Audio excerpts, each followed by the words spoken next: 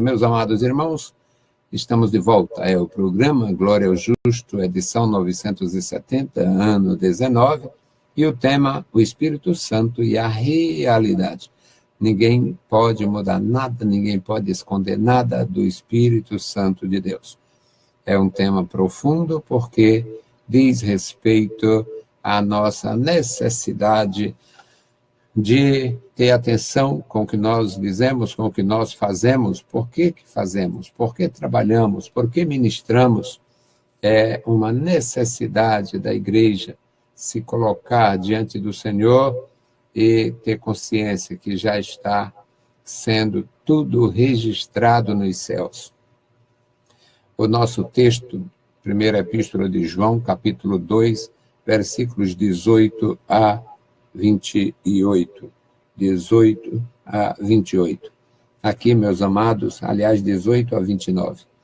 O primeiro versículo da nossa leitura, 1 João 2 e 18. Filhinhos, já é a última hora. E como ouvistes que veio o anticristo, também agora muitos se têm feito anticristos, por onde conhecemos que já é a última hora. Saíram de nós, mas não era dos nossos, porque se fossem dos nossos, teriam ficado conosco. Mas isto é para que se manifeste que nem todos são dos nossos. E vós tendes a unção do Santo e sabeis todas as coisas.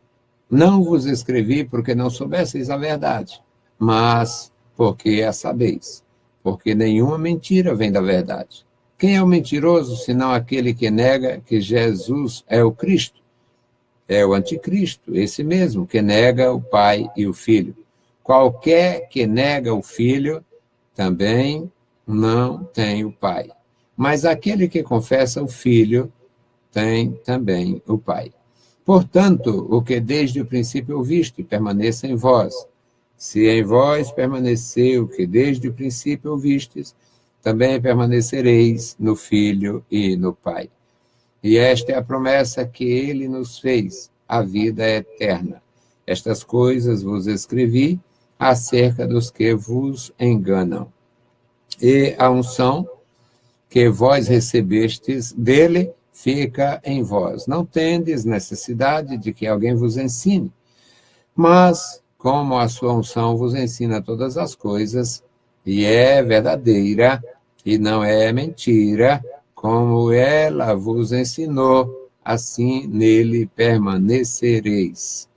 E agora, filhinhos, permanecei nele, para que, quando ele se manifestar, tenhamos confiança e não sejamos confundidos por ele na sua vinda. Se sabeis que ele é justo, sabeis que todo aquele que pratica a justiça é nascido dele. Louvado seja o nosso Deus. Bendito Deus, Pai querido, Senhor da glória, te louvamos, Pai. Estamos em tua presença, bendizemos a ti pela leitura em tua palavra santa. Agora fala conosco, nos dá a tua graça, a tua direção, a tua proteção. No maravilhoso nome de Jesus te pedimos e te agradecemos para sempre. Amém. Louvado e exaltado seja o nosso Deus. Meus queridos irmãos, nós, com esta leitura, nós aprendemos muito a respeito da palavra, a respeito da realidade espiritual dos últimos dias. E não podemos nunca esquecer que os discípulos de nosso Senhor Jesus Cristo eram homens sujeitos às mesmas paixões, assim como eles mesmos diziam a respeito de Elias, de Moisés, de Noé e dos demais. Ou seja, em todas as gerações, Deus tem os seus adoradores.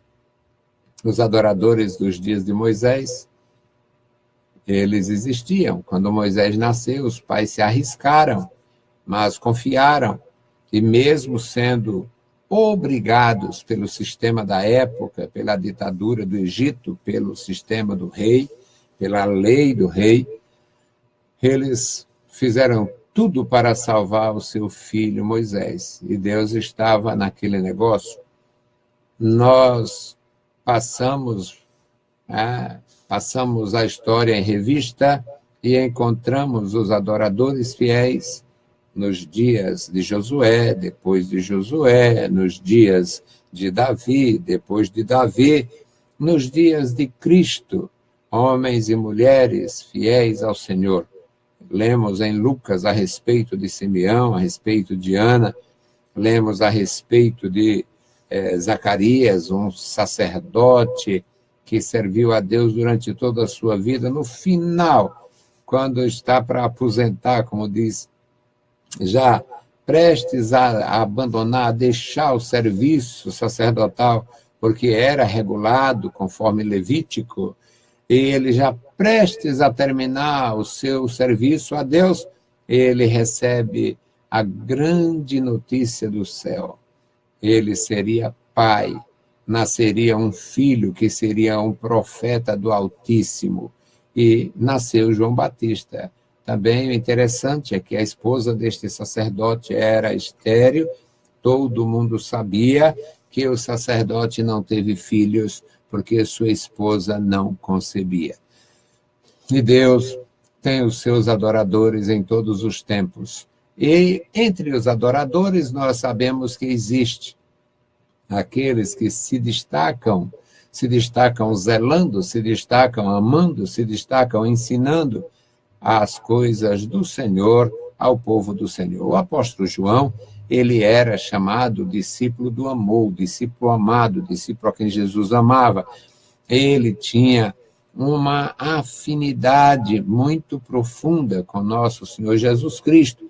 Eles eram parentes, bem próximos, e, além disto, aquele discípulo tinha realmente aberto o coração de tal forma que o Espírito Santo comunicava de uma forma profunda a mensagem santa.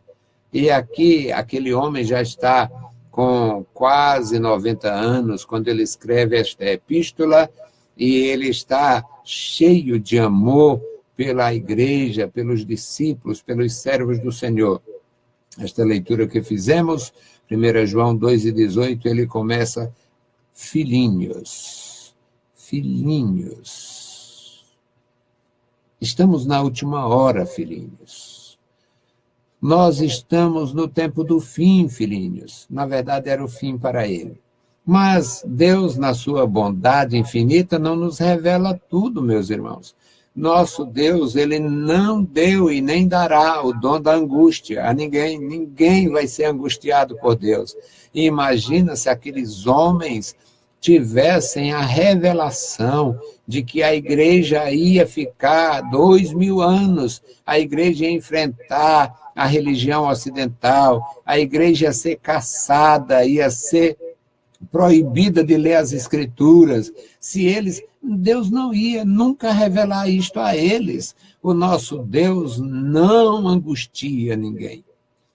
Eles seriam angustiados, eles sofreriam por antecipação, sabendo que os seus filhinhos na graça, aqueles que eles haviam levado ao Senhor através da palavra, estas pessoas iam enfrentar o império, enfrentar Nero, enfrentar Adriano.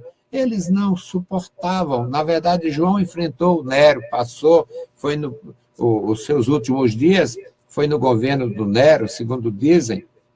Mas, queridos, o nosso Deus não angustia ninguém. E ele diz: filhinhos, nós já estamos na última hora. E nós ouvimos, vocês já ouviram que o anticristo vem e agora está assim de anticristo, negando a graça, negando a fé, negando o amor, negando o perdão, negando a encarnação do Filho de Deus. Está assim de anticristos. E por isso conhecemos que já é a última hora. No versículo 19, ele diz quem eram esses anticristos. Anticristos que haviam estado na igreja. Ele diz: saíram de entre nós. anticristos que saíram de entre nós. Eles não nos pertenciam, não era dos nossos, mas estavam entre nós. Se eles fossem dos nossos, eles teriam ficado conosco e não estavam angustiando a igreja, fazendo maldade, propagando mal. Mas eles não eram dos nossos. E isto aconteceu para que ficasse claro que não são todos dos nossos. Agora, meus filhinhos, vós tendes a unção do Espírito Santo, vocês têm a unção de Deus, vocês entendem essas coisas. Não escrevi isto porque vocês não soubessem. Eu escrevi porque eu sei que vocês sabem. Vocês sabem que nenhuma mentira provém da verdade. O que eles estão fazendo é mentir, eles estão negando a palavra, eles estão negando a realidade do Filho de Deus. Eles estão negando. E quem é o mentiroso? No versículo 22, o apóstolo de Jesus Cristo pergunta a eles: quem é o mentiroso, senão aquele que nega que Jesus é o Cristo?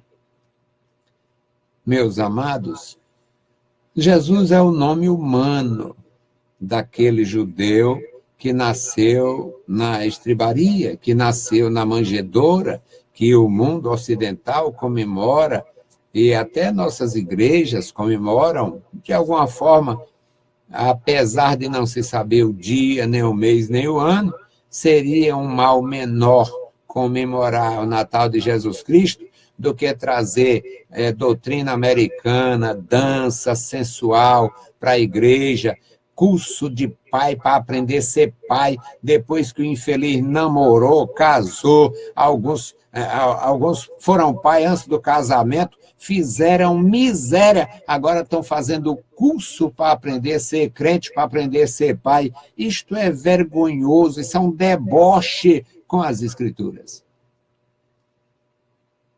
É pior do que o Natal, que foi oficializado no princípio da história da igreja, mesmo por alguns loucos de Roma, alguns malucos chamados pai da igreja, e eles não foram pai de nada, a não ser de algum desastre, mas é um mal menor. E Jesus é o nome humano daquele judeu que nasceu na estribaria.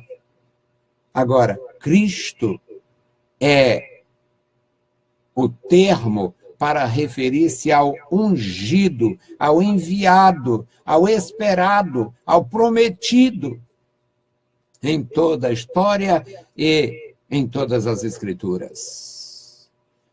E João diz: quem é o mentiroso, senão aquele que nega que Jesus é o ungido, que Jesus é o enviado, que Jesus é o Salvador? O mentiroso é este é o anticristo. Esse mesmo que nega, ele também nega o Pai, porque quem nega o Filho, nega o Pai. Quem nega o Filho, nega o Pai. Quem nega o Pai, nega o Filho. Qualquer que nega o Filho, também nega o Pai. O versículo 23. Mas aquele que confessa o Filho, este também confessa o Pai. Quem tem o Filho, também tem o Pai. Meus amados irmãos, é o ensino da palavra de Deus, palavra do Senhor, inspirada pelo Espírito Santo, o Espírito de Deus que revelou a João, o Espírito de Deus que foi realmente dado à igreja.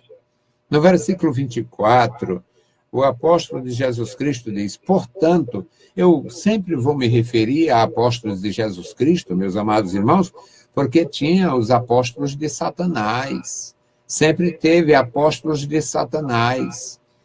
O apóstolo Paulo diz que os ministros de Satanás se transfiguram em ministros de Jesus Cristo. Naquele tempo já tinha apóstolos de Satanás. E agora tem muitos, agora é uma febre. Alguns idólatras nocivos foram chamados de apóstolos do Brasil, apóstolos das Américas, apóstolos do México, apóstolos do Amazonas, apóstolos não sei de onde. Alguns idólatras perversos, pervertidos espiritualmente, foram qualificados como apóstolos. Na verdade, para a religião sem Bíblia, aqueles imundos que apresentavam uma falsa coerência, eles se apresentavam ao povo com uma humildade que as pessoas julgavam e juravam que aqueles eram santos. Agora, meus amados, o apóstolo de Jesus Cristo diz, versículo 24, portanto, o que desde o princípio ouviste, permaneça em vós. O que foi que nós ouvimos desde o princípio? O que foi que os nossos filhinhos na graça ouviram? O que foi que os filhinhos do apóstolo João ouviram? É que Jesus Cristo nasceu como promessa, resultado da promessa de Deus, nasceu através de uma virgem, desposada com um jovem chamado José. Outra coisa que os apóstolos de Satanás espalham é que o José era um cabra velho, viúvo, pai de 8 filhos, a mulher dele, até o nome, tem alguns perversos que mostram, que dizem. Agora, biblicamente falando, nenhuma prova de nada disto, é só mentira de Satanás. Tudo nos mostra pelas Escrituras que era um jovem que estava desposado com uma jovem, é tanto que ele tenciona deixá-la e fugir secretamente. Imagina ele fazendo a mudança, levando a sepultura da finada, levando os filhos, tudo coisa de Satanás para negar a palavra, negar a verdade e fazer um culto à rainha do céu, coisa do diabo. Portanto, meus amados, é a palavra de Deus. Aqui o apóstolo João diz, portanto, o que desde o princípio ouvistes, permaneça em vós. Vocês ouviram a palavra, permaneçam no Evangelho. Ouviram a respeito da encarnação do Verbo, permaneçam com este aprendizado. O Verbo se fez carne e habitou entre nós, e nós vimos a sua glória, como a glória do unigênito do Pai, cheio de graça e de verdade. Se vós permanecer, e se em vós permanecer o que desde o princípio ouviste, ou seja, se vocês se tornarem guardiões da palavra, se vocês se tornarem depositários desta verdade, vocês não têm como se separar do Filho e do Pai. Se em vós permanecer o que desde o princípio ouvistes, também permanecereis no Filho e no Pai. E esta é a promessa que Ele nos fez, a vida eterna. Meus amados irmãos, é esta a palavra do nosso Deus. É esta a verdade do Evangelho. O Evangelho não é o reino de Deus, ou o Evangelho não é comida nem bebida, não é possessões. É muito bom ter, eu sei, eu acredito, não tenho a experiência de ser detentor de bens, de recursos, mas eu sei que é confortável não se preocupar com contas para pagar. Eu sei que é confortável não estar economizando na boca do saco, como diz o nordestino do passado. Não é. Eu sei que é confortável não estar preocupado se o dinheiro, se o alimento vai dar até chegar o novo salário, a nova safra. Eu sei que é confortável viver bem, eu sei que é confortável, mas o reino de Deus não é comida, o reino de Deus não é bebida, o reino de Deus não é moradia nobre, o reino de Deus não é coisas materiais. O reino de Deus é gozo e paz e alegria no Espírito Santo e a vida eterna. Esta é a promessa que ele nos fez, a vida eterna. 1 João 2:25. Estas coisas vos escrevi acerca dos que vos enganam. É terrível o que acontece ainda hoje, meus irmãos. Toda forma de engano, toda forma de doutrinação perversa. Hoje muita gente está preocupado com as escolas seculares, com as universidades, porque estão sendo doutrinados, os universitários estão sendo doutrinados. Isso não é coisa nova. A USP, a Unicamp, já produziu aí uma geração de ateus imundos, absolutamente desavergonhados, não faz diferença se tem sexo com mulher, com homem, com animais, não faz diferença se rouba ou se não, a ética para eles não interessa, e todo mundo sabe, já são gerações de deformados morais.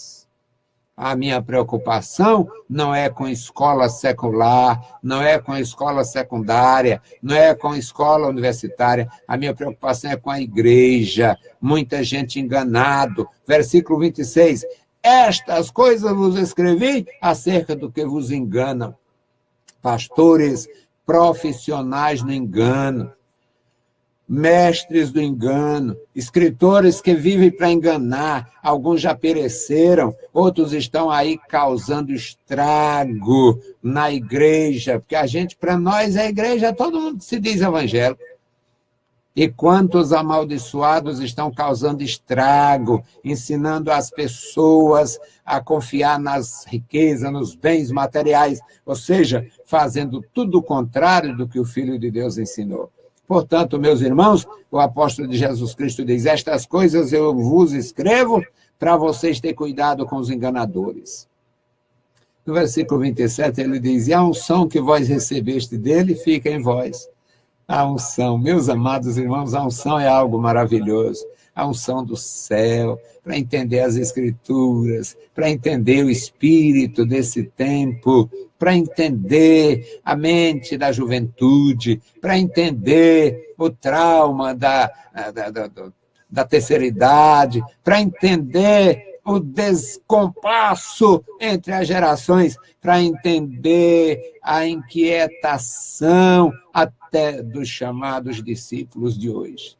Homens e mulheres, alguns dentre nós mesmos, que não vai assumir uma igreja lá, já quer saber quanto é que rende, quer saber quanto é que vai ter mensalmente. Ah, porque tem o filho na escola, tem o carro, prestação do carro, tem isso, tem aquilo, e não tem chamada, não, miserável, porque se tem a chamada, Deus se responsabiliza por aquele que ele chama.